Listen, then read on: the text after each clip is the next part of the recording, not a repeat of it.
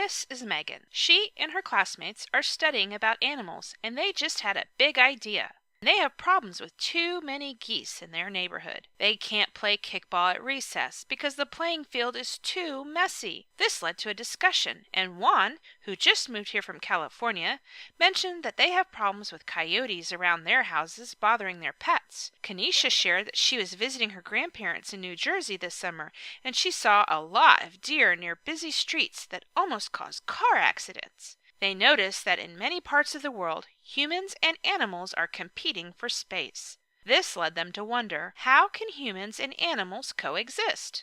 Their teacher posed the following challenge. How can we deal with the animal problem in our neighborhood? This challenge led to many more questions.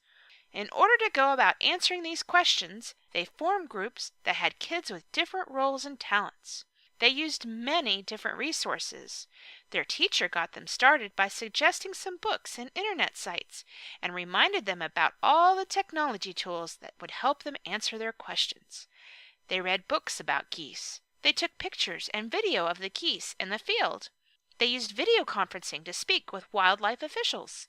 They did a survey of how many geese they saw on the field at different times of the day. They collected, graphed, analyzed, and shared their data. They talked to their parents and neighbors about the geese situation. Once they answered these questions, they talked about possible solutions, and then they chose one of those solutions and developed an action plan. They decided that the responsible solution was to share the field with the geese. They chose a section of the field that would be for kids, and another area where geese could stay. They had discovered that dogs scared geese, so they decided to make cardboard cutout dog silhouettes to put on the field when they were not playing in it. Before moving forward, they asked themselves, is it thoughtful? Is it possible? Can we do this by ourselves, or will we need someone else's help? They presented their plan to the principal and student council. The school community voted to approve their plan, and it was put into action. They got to work, creating their dog silhouettes. They also created flyers, a podcast, and posted a message on the school website to educate others about their plan.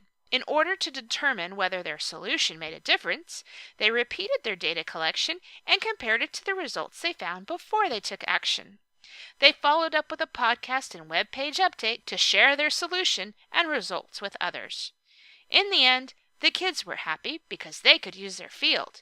The teacher was happy because the students were able to meet learning goals in math, science, language arts, and social studies by taking on a real-world problem. This is challenge-based learning in the elementary classroom.